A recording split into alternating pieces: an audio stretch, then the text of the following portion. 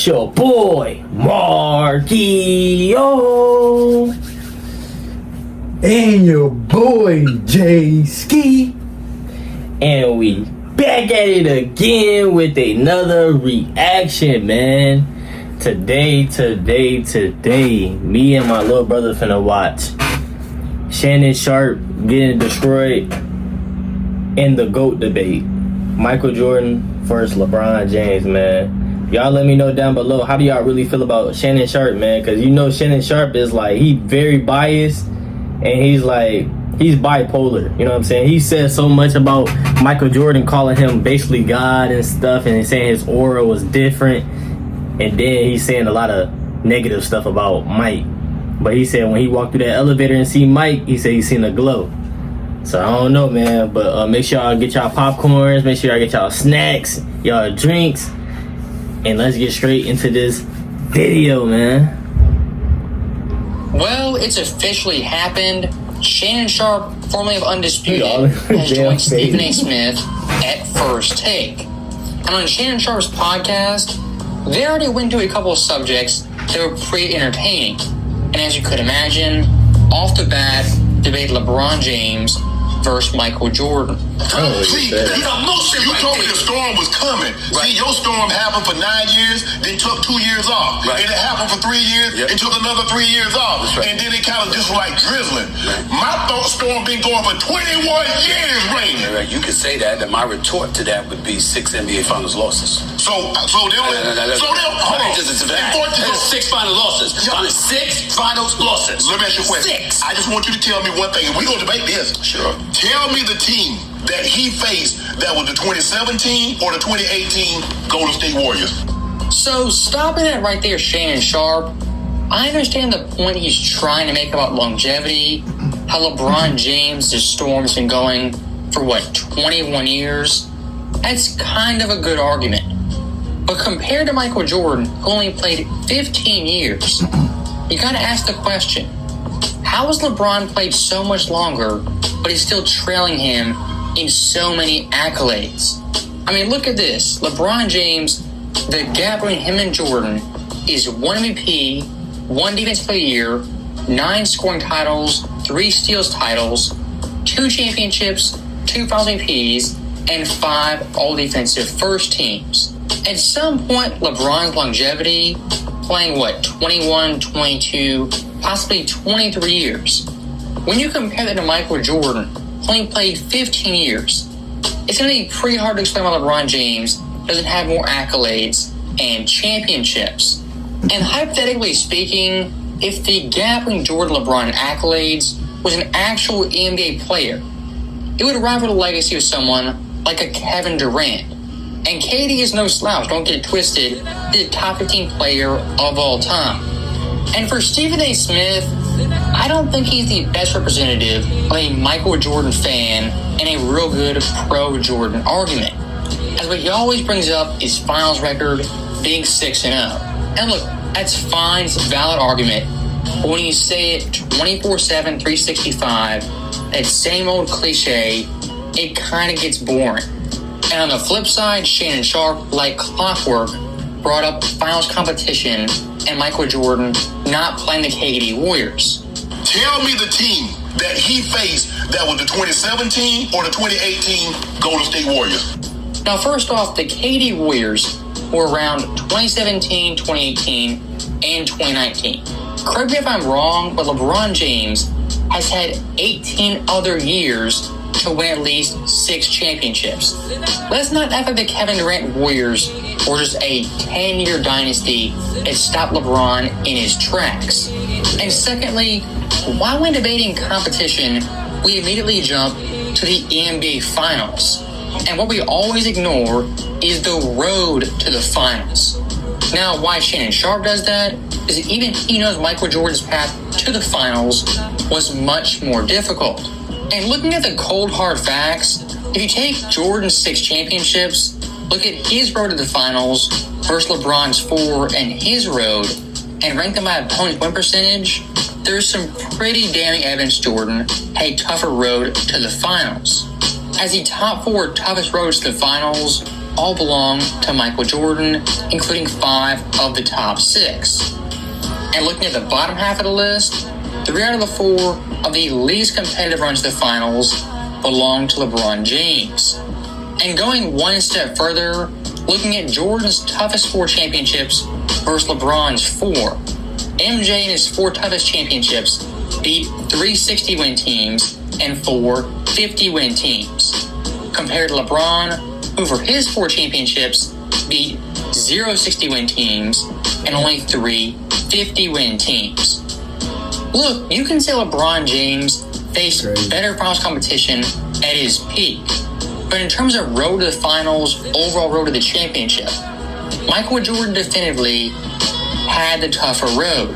You seen him do it. I'm not denying that. Shut down Tony Park on one end. In the last 5 minutes, say, I got Timmy D. I also saw him get checked when Jason Terry was guarding him in the post in his finals against Dallas. You going to deny that? No. Okay, then. So let me ask you a question. Has there ever been a time when Michael Jordan showed up in an NBA finals and you literally looked at him and said, yo, he didn't show up? He didn't prepare nobody. Come on. Let me ask you a question. I'm going to do it like this here. Sure. Tell me the guy that he faced that was the equivalent of Kevin Durant. In the NBA Michael Jordan? Well, I wouldn't say the equivalent of Kevin Durant, but let's go down the list. He beat Magic for his first title. Magic was 73. You gotta give props to Stephen Smith right here, because bringing up the 2011 finals is a big checkmate on Shannon Sharpe. And Shannon isn't usually speechless, and him saying, MJ, he ain't play nobody, that's the biggest white flag I've ever seen Shannon wave. As even he can't deny Michael Jordan on the biggest stage never choked or fumbled like LeBron James in that series. And just comparing individual finals performances, LeBron James 3 times has shot under 40% in a final series, compared to Jordan, who never did. Final series under 25 points, LeBron James twice has done it, Michael Jordan 0 times. Times being outscored in final series by opponents or teammates, LeBron James 7 times, Michael Jordan 0. And the most damning stat of all, games with 20 or less points in the finals. LeBron James 10, Michael Jordan always had over a 20 in the final. And it always makes me chuckle how when Jordan beats these teams in the finals that were perennial 60-win teams, it gets chalked up to weak competition. I mean, look at that Portland team. Clyde Drexler, an all-star Hall of Famer, Terry Porter, an all-star, Cliff Robinson, all-defensive player, even Kevin Duckworth, an all-star in his own right. In the early 90s, that team made 2 finals in 3 years. Look at Barkley's Suns. That year, Charles, MVP, Kevin Johnson, an all-star, and Thunder Dan, an all-defensive player, and also an all-star.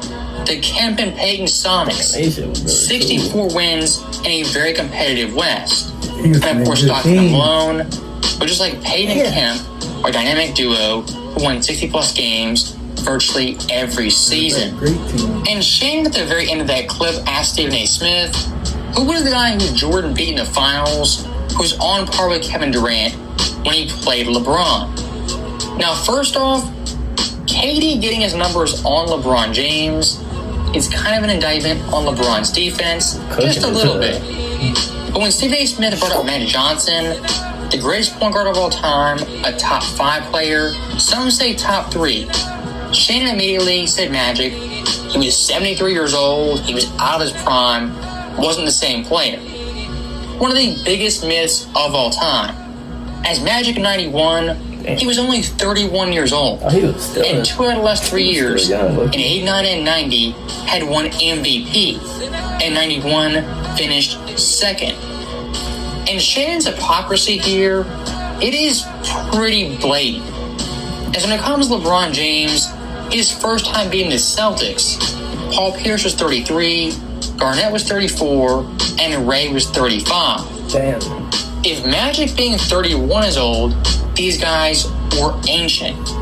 And the Spurs, in 2013 when LeBron beat them, Parker was 30, He coming out with some good Manu was stats. 35, and Duncan was 36.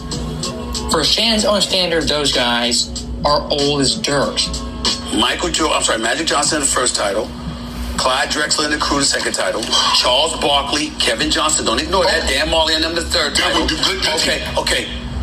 Peyton, the glove with Sean Kemp before he became Sean Kemp. Hall of Famer. And then also you got Karl Malone, John Stockton. Yes. And you have an NBA game that was considerably tougher at that particular moment in time than today's NBA game is in terms of physicality and what's allowed. Yes.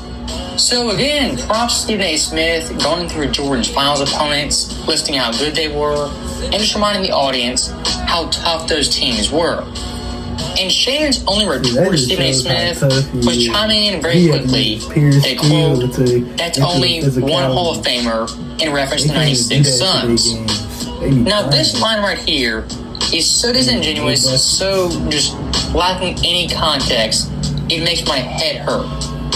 As the Hall of Fame player label provides no context and no insight to how good that player was in that season. Let me give you guys an example. Jason Kidd is a Hall of Famer, but in 2011, when he beat LeBron James, was 37. Look at his stats. 9.3 points, 7.3 assists, 4.5 boards on sub 40% shooting. Technically, J. Kidd is still a Hall of Famer, but LeBron played. Stay with me. Kevin Johnson, 93, who isn't a Hall of Famer, lost to Michael Jordan in 1993, was 26 years old, putting up 17.8 points, 7.9 assists, 2.7 boards on 48% shooting. Now, technically speaking, by the Hall of Fame label, Jason Kidd was better than Kevin Johnson. But using our good old friend, context, and common sense, we know KJ in that series was much better than a 37-year-old Jason Kidd. And going one step further, look at Sean Kemp 96. He averaged 20.9 points, 10.4 boards, 2 blocks on 57% shooting. Very, very impressive, as Kemp was in his prime and an all-star player. Now, Tim Duncan in 2014 averaged 16.3 points, 9.2 boards, 1.3 blocks on 52.3% shooting. Now, of course, Tim Duncan, his career, his peak, was much better, much higher than Sean Kemp. But in 2014, the Duncan that beat LeBron James was not better than Sean Kemp, who isn't a Hall of Famer. Again, I hope that proves to you guys once and for all, this Hall of Fame label is a terrible benchmark for competition and how good a player was. The flip side to it is that as we watched LeBron James, even with his greatness at one point in time as a defensive player, we never looked at him and said, "Oh my God, that's that dude defensively." Yeah. Now, LeBron is universally respected and revered. MJ was feared. You know the difference. So, Stephen A. Smith right here kind of has short-term memory loss, as LeBron at Miami was a great defender, dynamic defender, and defensively for small ball lineups could guard 1 through 5. Now, what I agree with him on is LeBron's defensive, being ironic, his defensive longevity isn't as long as it could have been. As really post-2013, maybe post-2014 at the latest, his defense took a major backseat to his offense. And especially in Cleveland, he was definitely more ball dominant in favor of offense and scoring more points. Kind of the opposite for Michael Jordan, as the older he got, the more he played off ball, gave up the ball, and trusted his teammates. And defensively speaking, even at age 35, was making first team all defensive. So while Stephen A. Smith wasn't entirely right, when comparing LeBron's defensive longevity, in comparison to Jordan, it actually comes up shorter. Again, pretty ironic considering LeBron James has played 21 years to Jordan's 15. Only 15 So that years, right bro. there is the end of the video. As always, thank you guys for watching. Hope you enjoyed it. Gang. Mike only played 15 years. Jordan only played 15 years. And LeBron played at least 23, 20, 24 years of basketball, and he's nowhere near Michael Jordan. Now I want to look up something. I want to look up Scottie Pippen, his stats. Hold on. What's the most he averaged in the season? It's crazy.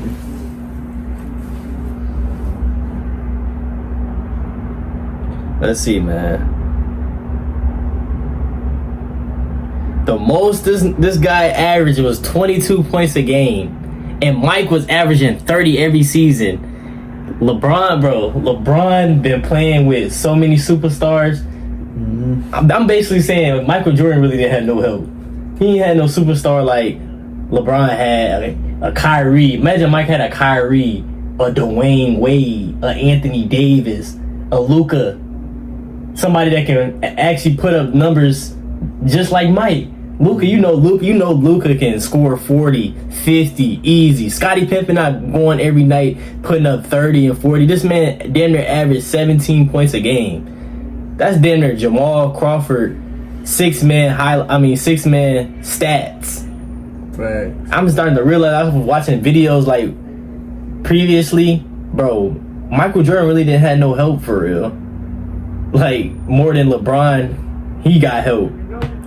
When he played the Mavs, he was the third leading scorer when they lost. Dwayne Wade averaged like 27 points. Chris Bosh, he averaged like 19, and LeBron averaged like 16 points. So he had a bad series. Mike never was a third. Never in his life was a third option. Ever. The man damn near averaged. What was Mike the most he averaged? Let's see how much Mike, the most he averaged. Because I know a lot of people like Mike, if he was in today's game, he would average like 40 something. Let's see, Jay. This man averaged 37.1 points a game. So basically 40 points a game. Yo, this man Mike different. It's crazy. This man Mike different, bro. Stop the debates. Not for real. It's not even close. Like he accomplished more in a shorter season.